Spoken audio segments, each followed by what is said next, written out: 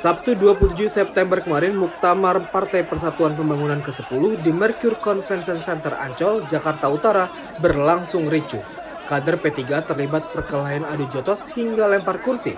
Momen itu terjadi ketika PLT Ketua Umum P3 Muhammad Mardiono bersama sejumlah pengurus menggelar jumpa pers bersama awak media di depan ballroom acara.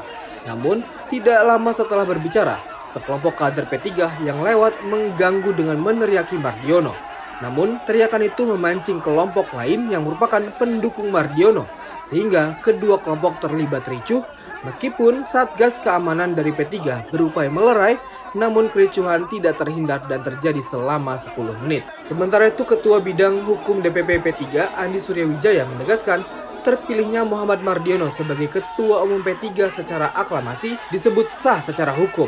Mekanisme aklamasi itu sudah sesuai dengan aturan organisasi dan juga ADART partai. Karena syarat pencalonan yang mengharuskan kandidat pernah menjadi pengurus harian DPP atau menjabat satu periode di struktur DPP, hanya Mardiono yang memenuhinya.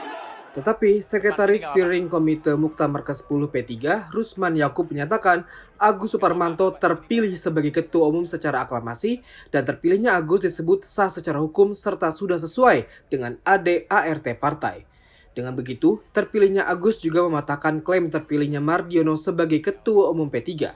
Agus yang juga pernah menjabat Menteri Perdagangan di era Presiden Joko Widodo ini didukung oleh 9 petinggi partai, antara lain Ketua Majelis Kehormatan Zarkasih Nur, lalu Ketua Majelis Syariah Kiai Haji Mustafa Akil Siroj, Wagub Jawa Tengah Taj Yassin, hingga Dubes RI untuk Kuwait Lena Muryana Mukti.